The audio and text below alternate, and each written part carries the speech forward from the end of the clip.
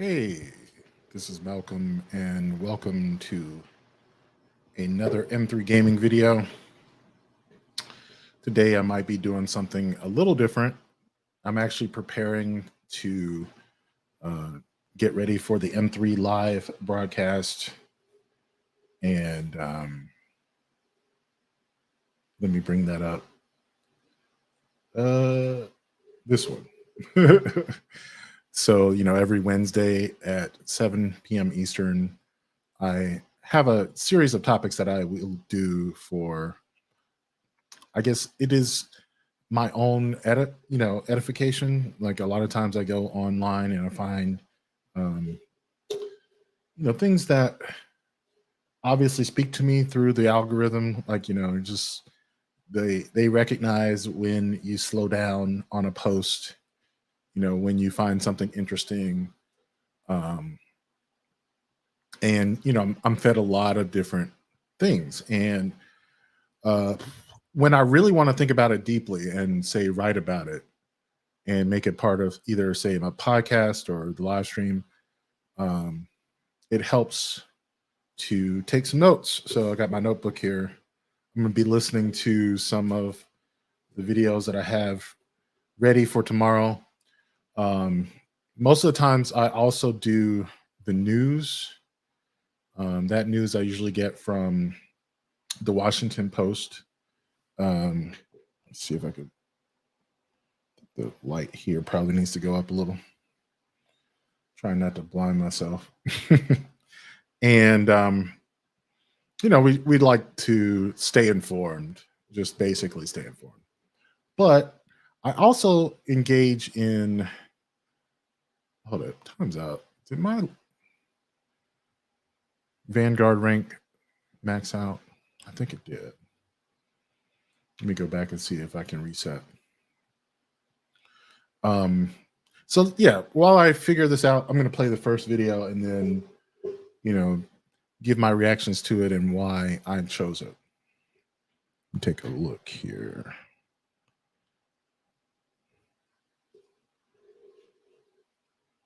So I was talking to a friend about my relationship, and I felt ashamed as I was saying this, but I told her if my boyfriend and I broke up, I would be okay. I would be really sad. It would be a huge adjustment in a lot of ways, but I would be okay, and I can imagine my life without him. And that felt really weird to say out loud because that's just, I feel like, not the common rhetoric that we hear about relationships, which is when you find the right person, you will be unable to live without them. You will not be able to imagine a life without them. And anything less than that means that you haven't found the right one. She told me about this podcast that talks about loving lightly and how it is a service to yourself to love everything and everyone lightly. Your job, your money, your personal relationships, partner, family, whatever. That loving hard, which is what we are told to do, this idea of utter infatuation, almost obsession, passion for that person, actually leads to hurt because you spend the whole time trying to protect, like losing it. And so it makes it maybe more difficult for you to show up authentically in that relationship, for them to show up authentically, for them to hurt you or make mistakes because you are so protective of not losing it. And it's a scarcity mindset. Whereas loving lightly is knowing that your life will be okay without that thing or that person, that at your core, you are solid. So everything else and everyone else is just extra, is added. And that the host talks about how she loves her podcast. She loves her business. It's her whole thing. But if she lost the podcast or somehow lost the business, she would be okay because she would figure out how to use her brain in a different way. And it doesn't mean that she isn't as passionate about them or doesn't see them as her life's work. It's just that she doesn't let her love of those things block her real experience with the things.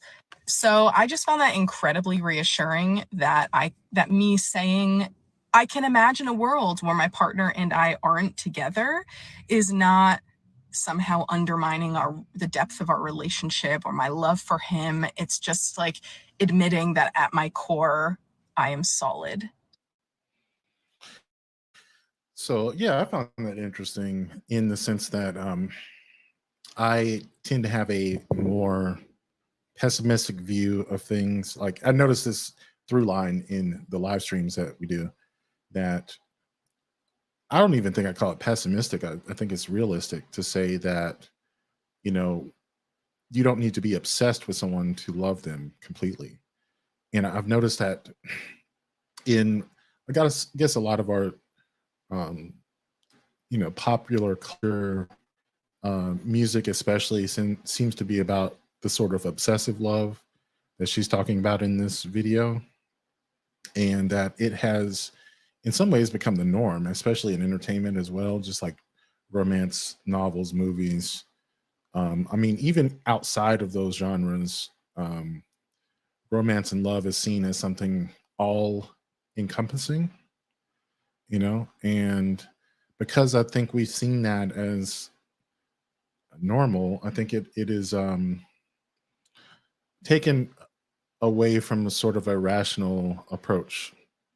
Rational approaches to love seem disingenuous at best, fake, maybe even manipulative if you're not head over heels and scared for dear life of losing that person. Now, don't get me wrong. If I have certain fantasies, I think like if say I have a crush or fantasies about something or someone, I definitely have that in my fantasies, right? Like all encompassing love that you can't live without. Um, but I think as she's saying that that is a setup. It is a setup um, to be disappointed in people being fallible. One, life being unpredictable. Obviously, you know, the end of a relationship, the potential of something would drive you to, I mean, depression and sadness and grief. I mean, all of these things are normal and natural, but having the expectation of being obsessed over someone, if you drive yourself to actually be obsessed with someone because you believe this is the norm, um, are you then asking for more heartbreak when it ends? Because it always ends, obviously, like either in a divorce or a funeral. Um, yeah, like how do you, and I guess why do we need that? Like why is that obvious untruth, that myth? What is that myth giving us? This myth of like obsessive love, you know? And this the one of the reasons I would bring this to the live stream and not just talk about this in my own writing is because it is such a personal perspective type thing. I started to realize, like, how do I choose the topics for the live stream? I choose topics where I it is more a matter of perspective than collecting the right information, if that makes sense. That in this case, I don't think it's about collecting better information about what our standard of love should be. I think it really is just like what your experiences have been. And so I am looking forward to that discussion. It's going to be interesting. Um, yeah, I don't know. Like I guess I still believe in some types of obsessions. Like I can't say that it's not occurred to me. Now I'm trying to get this right here. Uh, I think I need to grab this engram, but I also have to grab this, and I don't have enough space. Like, am I going to delete? Can I put those in my vault? Let me check. I don't think I can. I basically got to find some items to upgrade so I can get rid of these modules. This one's pretty good. I could upgrade that. Now I need to find a kinetic infusion material. Is this one? Because I don't use that. Yeah, it's got to be one. All right. Infuse here. Okay. Now let me see if I can grab this.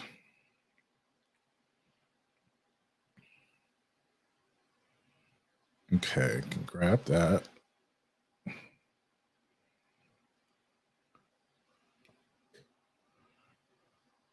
Okay, well, all of that was kind of for nothing. So, yeah, let's go into the game. I'm gonna go run some strikes. I thought I had. Is that not this legend complete, right? So weird. I don't know what's going on in the game. Check here. What can I do for you, Warlock? My engrams are not full. I'm gonna do one more strike. Let me move to the next topic and we'll talk about it.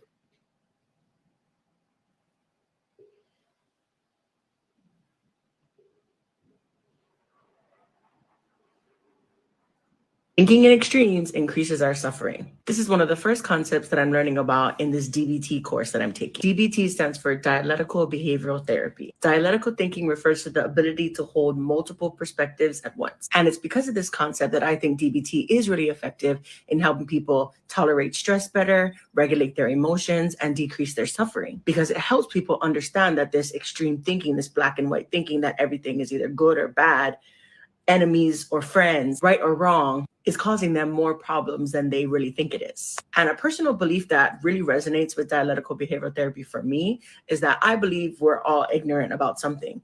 And that helps me hold this idea that there's always going to be multiple perspectives and mine is not the only one that's good or righteous. So be very careful with social media because the kind of content that gets put in front of us can be very effective in swaying us to these very extreme black and white thinkings. The truth is that nothing has meaning until we give it meaning. And a better way to maybe understand things is not good or bad, but whether it's working or not working towards a particular goal. This is the tricky part, right? Because we all have different goals. So different systems will set people up to work for them when it doesn't work for others. Yeah, so I really liked this concept of dialectical or I can't really pronounce it right because I'm not sure if she's pronouncing it right. Dialectical behavioral therapy. It does stem from philosophy, and I think the dialectics are arguments or opinions that you hold that are in contradiction to one another. And so there are these dialogues from philosophers who argue like different points that they hold. And the truth is, nothing is true in a vacuum. You know, like it always has a context, and the most important context is, what are your goals? You know, so I think when people think about like relationships, like you have the goal of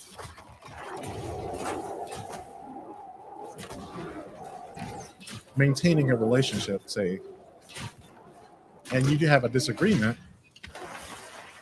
that's when your value of like say being right doesn't really make sense, right? Like when you keep in mind, say for instance, people just say, well, that's not true. Like, how can I just allow them to think something that's not true? This is something I often have problems with when I get into sort of these philosophical debates with people about different things. It really does matter more if your goal is to maintain a connection and a relationship with someone, to let that shit go, let your friend or family member just be wrong. about shit. you know, for some reason, I had it in my mind that to be right about something was always more important. And it just isn't. It really is a matter of, is this belief, is this thought useful in this situation? And if your need to be right is just, fucking up your relationships, then, let go of that shit. Everyone's advantage to do that.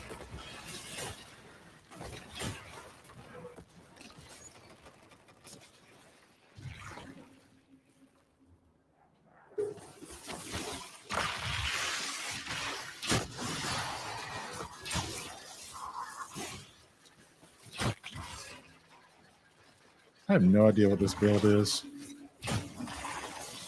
I think I have Kardenstein armlets on.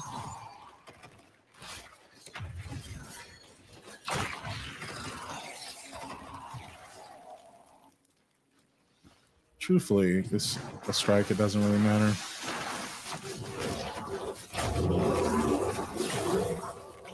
Kardensteins are not bad though in a melee build. Like,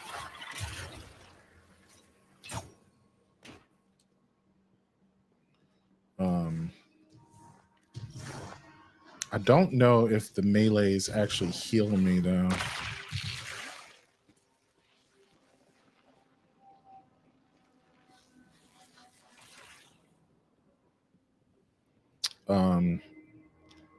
But yeah, being able to heal on a melee might be good though. Kind of wish I had swarmers, but I realized not too long ago that I don't really have a lot of high strength armor for my warlock.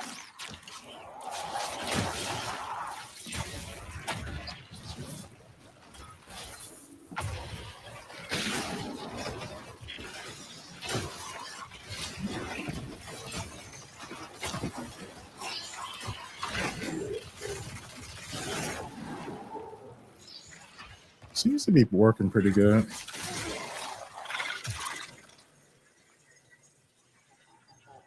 Not too bad.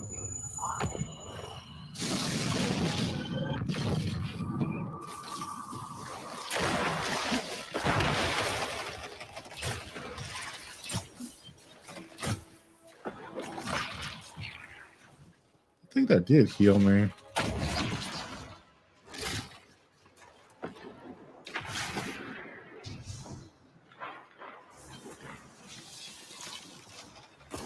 First person jumping is so annoying.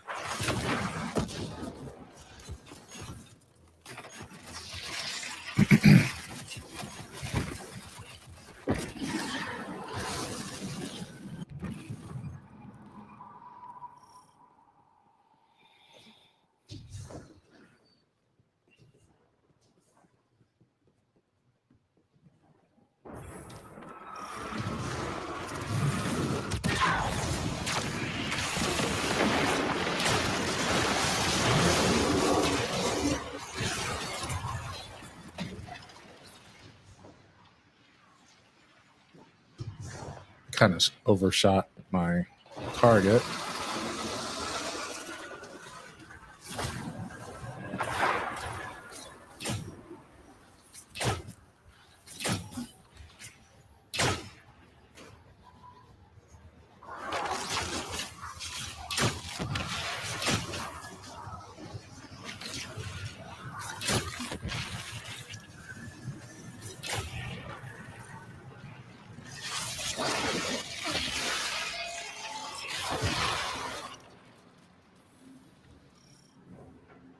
Not bad. I knew somebody who just never took Karnstein's off because he liked survivability. I don't know.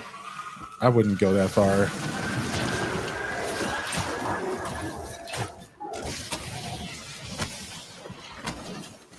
It is pretty good though, right?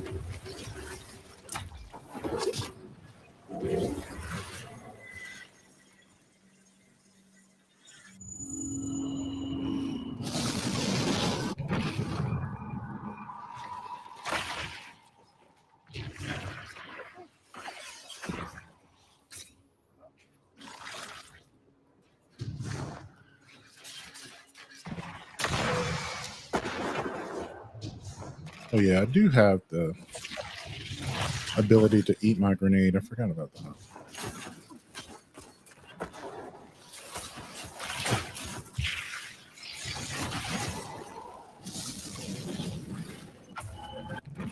So might as well.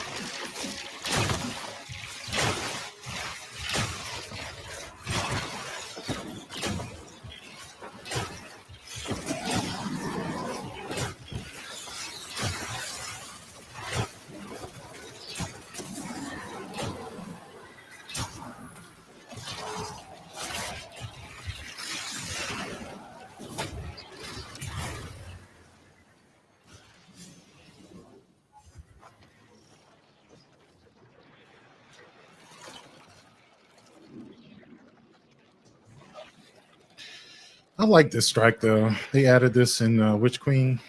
It's pretty cool. I'm digging the Karnsteins. I should probably try to get some more strength.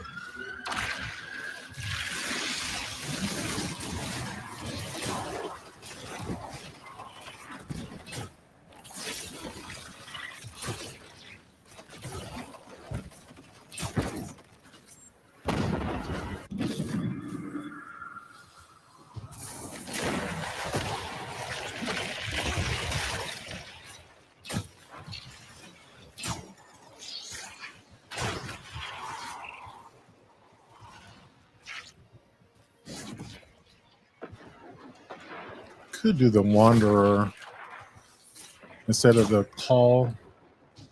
I think I'm going to do that so I can suspend targets.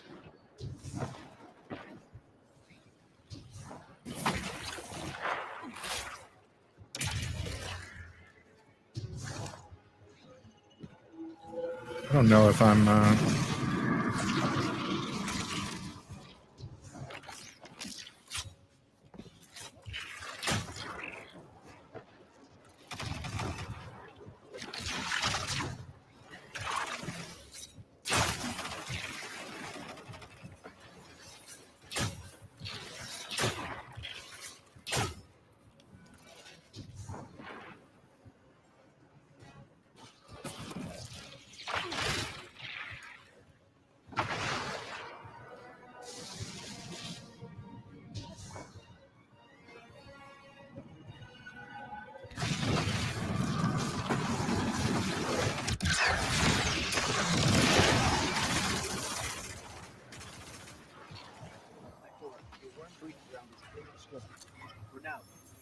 They'll be back, I'm sure. But your efforts continue to hold them off. Good work as always, Guardian. yeah, that was a pretty good run. Got that flawless. I don't know why I continue to do that, but it's just something I enjoy doing. So why question it?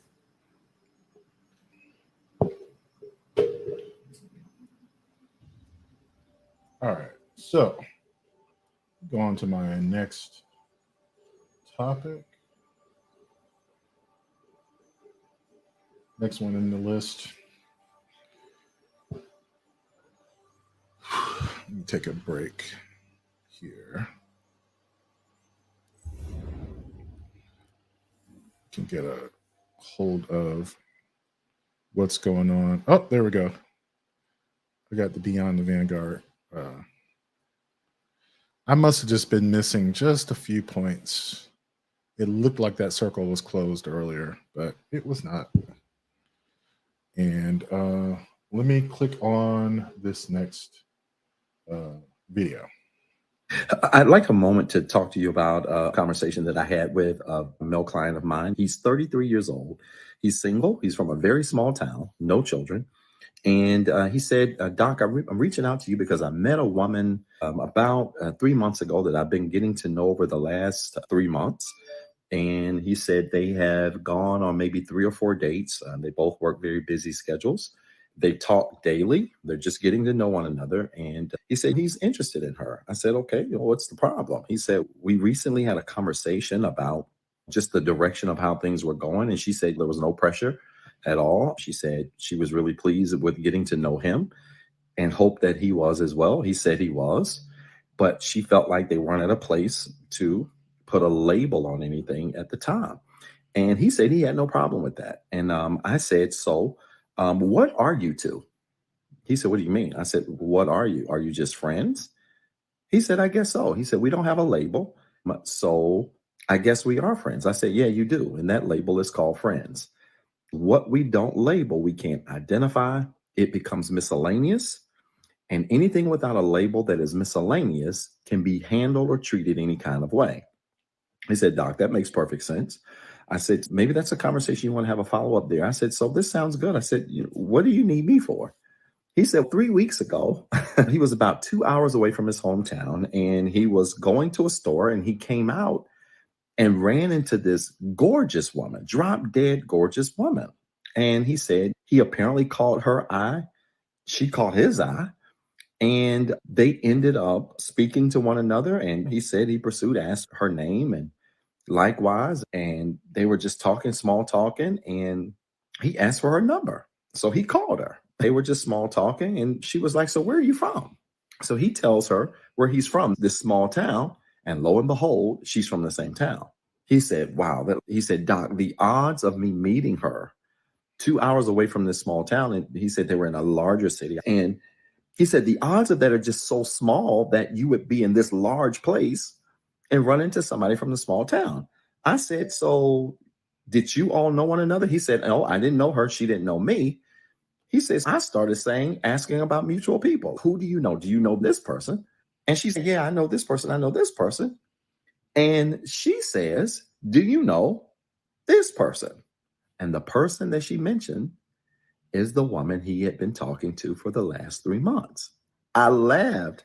He started laughing. I said, man, what did you do? I really got tickled on the cause. I said, what did you do? He said, man, I froze. He said, I won't lie. He said, I froze. I said, what did she say? I said, she was like, do you know such and such? He was like, yeah, I do. And she was like, cool. How do you know? I said, I met her not too long ago. She's a really cool lady. And he left it there. He said, Doc, I'm at a loss, man. He said, I just liked her vibe and energy, and I don't know what to do. He said, help me. I said, so you have in essence met someone who is connected to someone you've already expressed interest to. Is that correct? He said, yes, sir. I said, the worst thing you can do to anybody you're getting to know is make them look stupid. I said, technically, you're still friends with the original person, right? That's your label, whether you all have recognized that label or not. It's not a miscellaneous label, and this needs to be cleared up. He said, because if she were miscellaneous, you wouldn't have called me in the first place. So she clearly means something to you, right? Even if you don't know where people fit into your life at this time, the greatest value you can offer to her is by being truthful about what category she's in if you are getting to know her and multiple people. When everybody knows what their label is, then nobody can accuse you of making them look stupid. When we assign labels, there can be no confusion, there can be no misunderstanding because we've been clear about what something is and what something is not. I hope that made sense. Yeah. So this is something that comes up a lot of times. Clearly, I like the topic. I mean, that's why I went through it. I had to try to cut down the video as much as possible to get to the essence of the idea of the story, because I understand the concept of not wanting to put a label on a relationship, especially when it's new. He said they'd only been on 3 or 4 dates at that point. And so, she didn't want to put a label on it because I think a lot of times, it can scare people, especially some people have fear of commitment. Like some people feel that if you're trying to rush into a relationship, it gives off desperate energy, that sort of thing. But I think the story that he talks about makes it clear that, the payoff can often outweigh the cost. And, the payoff is that no one is going to be misunderstanding, where you stand. Alexa, stop. So, you pay for that clarity with the risk of losing people from a misunderstanding, right? The misunderstanding of like, trying to push someone into a relationship. I think I've gotten that response sometimes when I was pushing for labels. Cause I mean, I think for myself, I really desire clarity in all things, more clarity than I can actually achieve in real life. So I understand that it can be pathological. Trust me on that. I know. But if you're able to provide someone clarity without much drama, without much cost, what is the danger there? That's, I guess, where I'm coming from.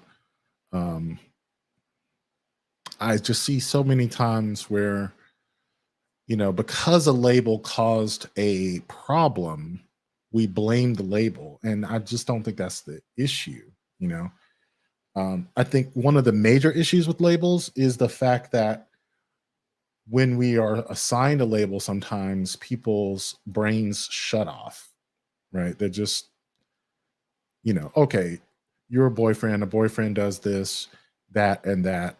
And you haven't really had discussions about how you define being a boyfriend, right? So why are you, just instantly, creating rules without discussing those rules? So I think that's an issue. It's a pulse rifle with pugilist. I did not realize I had that. Okay. Has a reload masterwork. I actually like that. Okay. So yeah, I think the issue with labels is that when the label no longer serves you, are you willing to get rid of the label? Because labels are useful. I mean, like he was saying, it identifies what it is. You can't really have a really good concept without a label, right? Labels exist whether you acknowledge them or not, right? So I think that's the other point that he's making in the video is that, you are something, like even if you don't call it something, we know that there is something there, right? And I get the idea, like if you don't know what it is, don't make up something, like if if you're friends, but you think you might be more than friends, do you round it up or just say, I don't know? I think that's totally legit too. I guess both are legit. I think I respect the idea of saying I don't know rather than I reject labels. And maybe that's like a semantic thing just because I like words. I love vocabulary and writing and so forth. So I don't want to demonize words, but yeah, I get it. It's just pretty much the same thing to say like, I don't know. I mean, that's basically the admission there. But yeah, I just thought it was pretty cool. So let me check the next one.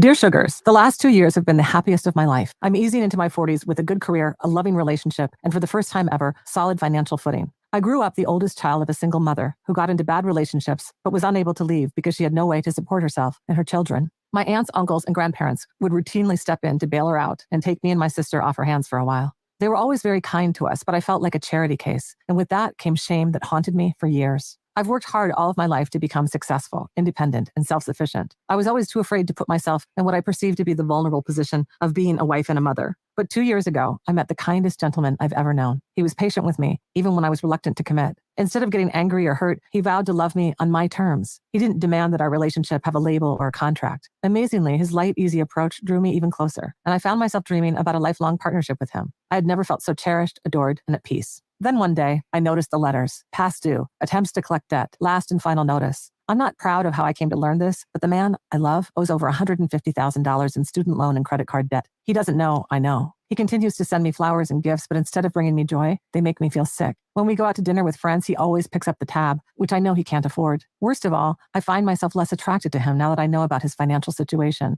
He's emotionally available, kind, loving, and generous, but terrible with money. Part of me wants to have a frank talk with him and help him get his financial house in order. The other part wants to run away. What should I do, Sugars? Signed, love or money? Yeah, it's an interesting situation, but I think she's making some assumptions. That's one of the first things I was thinking about was, assuming that because of this debt, he can't afford what he's doing, right? Like, granted, he is bad with money, but having tons of debt could just be a different relationship to debt than you have. And understandably so. Like she was saying, she has some issues with, her family always being in debt, right? So, yeah, I don't know. This pulse rifle isn't bad. Wonder if that wanderer aspect actually works. Anyway. Oh, that's a player. Okay, I like that debuff. I don't know how good it is, but okay.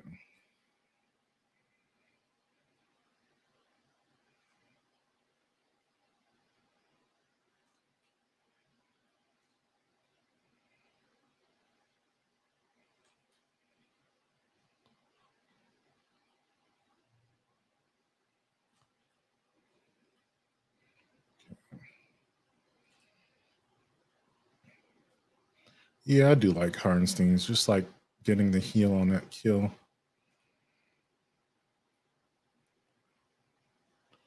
Be like, talk to the hand, bitch. All right.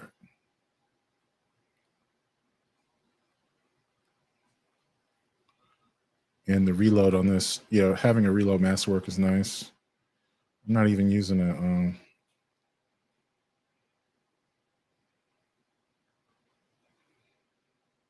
a loader. I don't think I am. This pulse rifle loads hella fast. Oh yeah, and then it's got frenzy. That's right. That helps. Yeah, I'm glad I kept this. I was about to dismantle this not too long ago.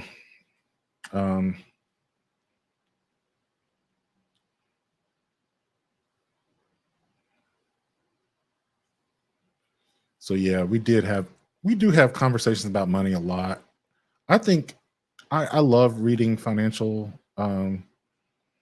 papers and articles, and I think the way we think about money says a lot about who we are. And so it is not surprising that a lot of relationships end because of a disconnect in how people approach money, right? Because how you approach money says a lot about your values, right? I think people can be, judgmental, obviously, of people who don't have as much money and blame it on their character and so forth. But there is something to be said about people who approach resources as though they're unlimited, or that, people who have gone without, who have a lot of insecurities about not having enough, and fear about not having enough. I think it's totally valid for people to like need someone who understands that. Even if they don't share it, like can respect that about them. And so I was thinking about this video with this was from Dear Sugars, and we've actually done this one before, but I think that over time this is just something that comes up I think it's been more than a year since we did it. And I don't think Swag or John was on the panel at the time, so I think bringing it up again would be interesting. I tend to think that a conversation about money and values around, how someone deals with debt, I think some people see a moral quality to not paying your bills, right? Like it's we have moralized a lot about that, like the whole Protestant Reformation was about working as a means of showing how holy you are. I think it sneaks into a lot of our conversations about money is why don't you value prudence, right? Like or yeah, it gets complicated. And I think we have to acknowledge that. I think it ties into that same book that we did some years ago, The 8 Dates. One of the major conversations you have to have with anyone you're with is about money and your relationship to it. And yeah, I think the situation they found themselves in was interesting. I love the fact that also in the letter, she mentions the idea that she was able to get into a relationship with him because there were no labels, right? And considering that last topic was on labels, I didn't notice that connection before. Probably doesn't have much to do with the topic, but just kind of interesting. All right, I'm gonna do one more. See what's Okay, I just read this article on Substack. It's called 6 Things I'm Trying to Say More. You can find it on Annika is Dreaming at Substack. 6 things I'm trying to say more. 1, hey, I'm going to X activity. Want to join me? I absolutely love this. Instead of saying we should hang out sometime, this vague thing that no one picks up on, say you're going to a thing and ask them to come. Quote, I offer without projecting an expectation onto the invite. I offer with slowness and ease. There are friends out there that I haven't met yet, but I'll never meet them if I'm unwilling to withstand the vulnerability of connection. Because of course the vulnerability here is that they think you're doing the most. You're like being too presumptuous with the invite, or that they'll say no and you end up alone, but you got to try anyway. Number 2, fuck it. Before you go to the house party solo, before sending a flirty text, heading out to something beyond the comfort zone, just say fuck it. 3, I changed my mind. I love this one. Yeah. Quote, I'm not necessarily trying to say this more, but I'm trying to remember I have permission to say it. Circumstances and feelings change. New information reveals itself. I'm allowed to change my mind, and it's my responsibility to communicate that change. 4, can you help me with X? Every time I ask for help, a recognition and practice of mutual dependence strengthens, and the myth of individual autonomy is made clear. 5, I've been working on this thing. Can I show you where it's at? Anti-perfectionism as artistic accountability. I love that. It is a very vulnerable act to show someone something when it's not perfect, right? 6, look at X stunning thing. Look at the moon, look at the flower, look at that most stunning shade of blue. I love doing this. Like for me, I get a ton of joy being like, oh my God, look at all this stuff. And then Annika says, I think it's in our best interest to point out the small things that delight us. The more seemingly meaningless, the better, as this typically signals a greater presence of magic. God, these quotes are so good. Every time I learn of the small, everyday things that catch my loved one's attention, the beauty of the world widens, if only an inch. So I absolutely love those, and I want to think more about other things that I'm trying to say. And I would love to know if you have other little lines that you are trying to say more in your life. Yeah, I really like that one as well. Thinking about fuck it. I realize I have to do that a lot of times. Because I get in my head about doing a lot of things. I had to set myself up to do a fuck it moment, because oftentimes I'm thinking about like larger projects, for instance, like making videos for social media. I'm able to do live streams because I'm just playing games, but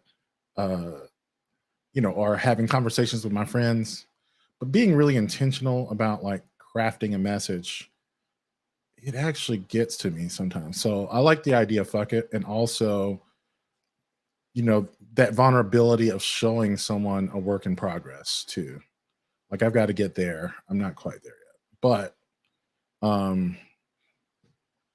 I think with vulnerability comes a certain level of vetting as well. So I don't think you should make yourself vulnerable to people who have not shown themselves to be trustworthy. I think you have to give people a chance to be untrustworthy, right? Like to know if someone is trustworthy, it means, you have to give them the chance to fuck it up, right? You can't ever know if someone's trustworthy until until they fucked it up. So I don't know.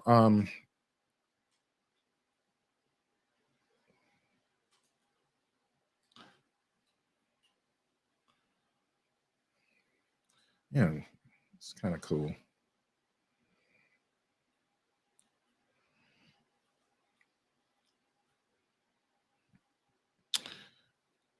Currency ornaments are kind of weird.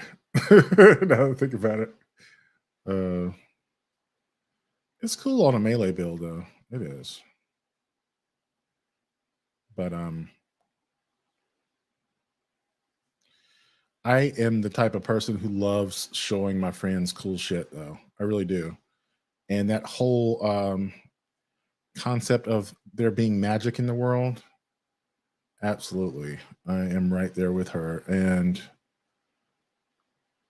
I think I get it from I don't know. Like it's part of who I am to want to share stuff. But I also realize that a lot of times my um particular brand of awesome is not that popular. You know what I mean?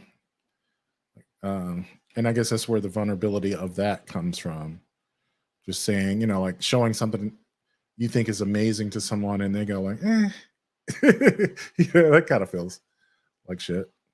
But again, it's good to know what the proclivities of your friends are before you go out and make yourself vulnerable to them. I like the first one as well, talking about making plans, not being vague, but actually inviting people to do something with you.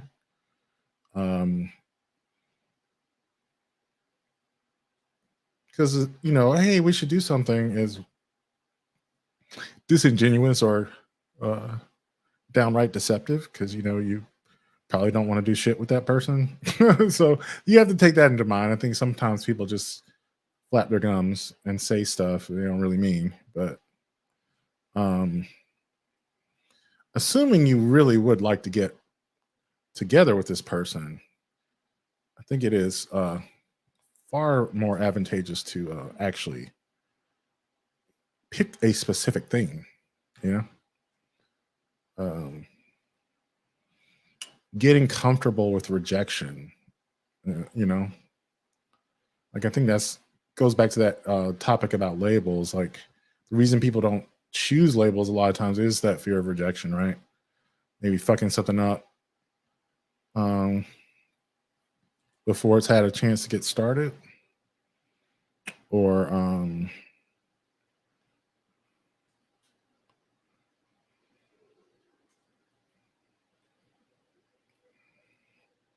yeah.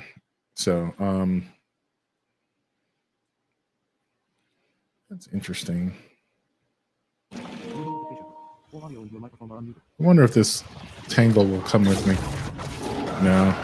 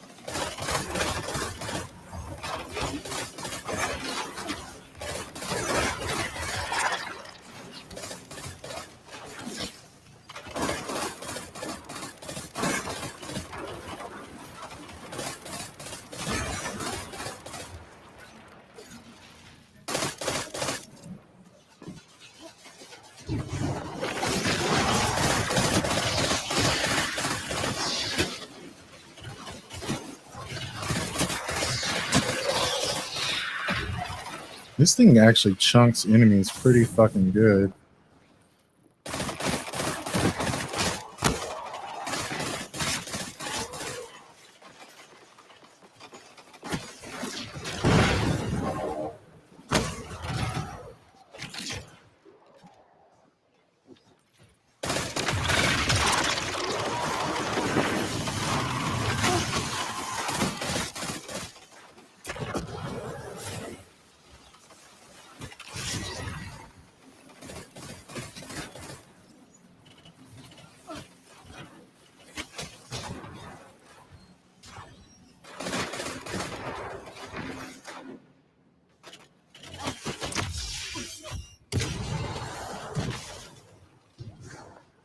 Okay. Let's see what the next one is. Hi, everyone. I want to talk about an article. It's called The 6 Freedoms That Black People Do Not Have Under White Supremacy. Things like freedom of emotion. This is being able to express pain and anger without being tone police, without fearing what people, especially white people, might think. Imagine constantly worrying about how your emotions are perceived and how that keeps you from truly expressing yourself. They talk about freedom of space and appearance, that Black people often face undue harassment and policing of their appearance, how Black individuals are disproportionately targeted by police, or how they can't even exist without being seen as a threat. How if they are in a space that people automatically assume that they don't belong there. They're Black, they're not supposed to be there. I better call the police or see what they're doing or why they are here in this space. There is also freedom of memory, that Black people are often accused of dwelling in the past when they reference historical injustices, and that this memory policing, and that it keeps us from acknowledging and healing from our history because people won't let us talk about it or acknowledge it. Freedom of healing, of recovery. The lack of freedom to recover means that mistakes that Black people have made in the past are never forgotten. They're constantly reminded of their past, while white individuals are more often allowed to move forward. Freedom of self-defense, the fear that Black people face in a society where their right to defend themselves is questioned and where their fears are not taken seriously as a stark reality. And so a Black person open carrying is seen as a threat, where a white person open carrying in the same space is seen as protecting themselves or protecting others around them. And the freedom to protect the other 5. This is a freedom to fight for these rights, the freedom to protest, the freedom to demand justice. But even this right is often suppressed or silenced, as we've seen it time and time again. And if you wonder why these freedoms matter, they matter because they're the foundation of true equity and justice. White supremacy has maintained power over Black people and other people by denying these freedoms. And we have to challenge the systemic racism that still exists and work toward a society where everyone has the right to express their emotions, exist without fear, remember their history, heal from their wounds, defend themselves, and fight for justice. So I think one of the reasons I've kind of moved away from political topics is that I really hate arguing over real basic shit, you know? And, you know, listening to this video, the real basic shit that will often come up is the idea of racism as being individual or systemic. You know, like people don't understand the concept of systemic racism when you have discussions about inequities, because they see it as individual. And I think there's a concerted effort to keep it that way.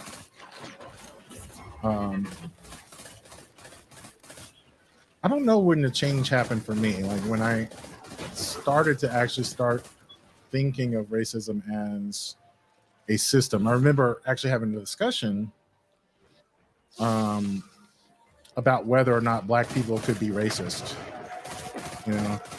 And for me, I was like, well, of course, like I know Black people who really are hateful towards white people, right? Like, obviously they could be racist, right? But no, not if you actually see racism as a system, a hierarchy, so to speak, kind of like a caste system, where your personal beliefs just simply uphold the system. Like, obviously you have people have individual beliefs and approaches and, you know, viewpoints,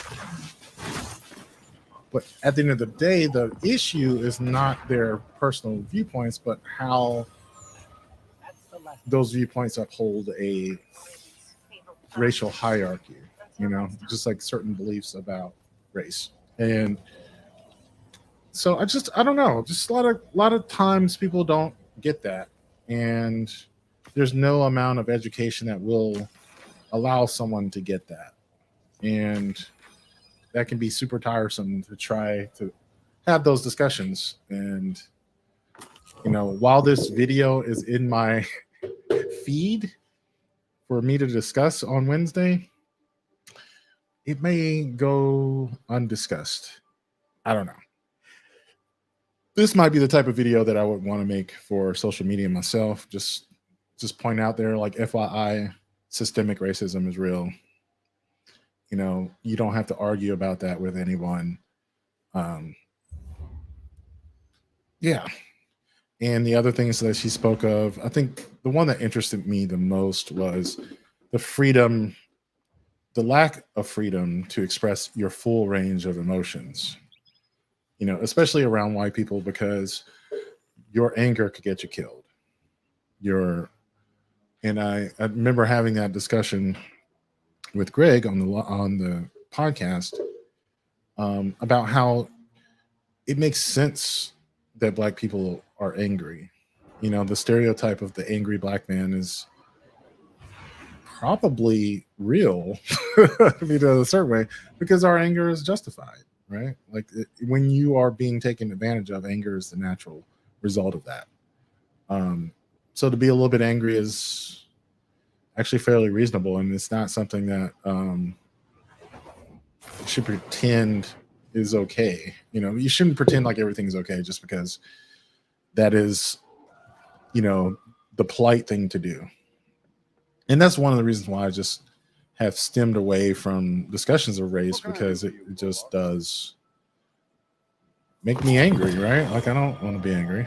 I also don't want to be lied to. And so for my own purposes, I definitely like reading about, you know, specific forms of oppression and how it works. And it's disturbing. Yeah. But I ultimately think I feel better knowing rather than not knowing. I'm actually currently reading a book right now called When Crack Was King, and it's just discussing the drug war and how specifically it was designed to undermine the Black community. I remember thinking that was like a conspiracy theory, you know, when I was younger, like, that can't be true. You know, they can't have actually planted, you know, distribution of crack in inner cities to suppress the Black vote, or to, you know, keep civil rights from becoming a thing. But it was something that has been verified. I mean, it's just enough documentation from some of the shit that happened in the FBI under God, I can't remember his name. The COINTELPRO, and spying on organizations, assassinating people, you know, framing people for crimes, sending them to jail, and, you know, creating laws that they knew, you know, mandatory minimums in particular to get people, you know, incarcerated for, you know, life. You know, like, it's crazy that we normalize that. It's so fucking crazy. But yeah, the drug war. I'm interested in knowing what the truth is, and I'm just hoping that it doesn't, like, you know, make me cynical, or, you know, not want to engage completely, because I think that would be a mistake too. But also, like, taking care of myself and recognizing, like, I can't save the world. I don't have control over this shit. But I think I have a responsibility to just be aware. I feel that responsibility can be balanced with my own pursuits in other areas. So I guess that's my idea about it. And thinking about that right now, I'm gonna take a step out and go for a walk, because that's what I do to unwind and to improve my mental health. But make sure to join me on Wednesday for the M3 Live broadcast. That's going to be at 7 p.m. Eastern. I think there's a link in the description for this video. So, subscribe, hit the bell, become a patron. It's at patreon.com/mailmediamind. And we have an after show for all of the broadcasts. And when the podcast comes back, you'll also get early access to the podcast as a video. So thank you so much for watching, and I will catch you in the next one.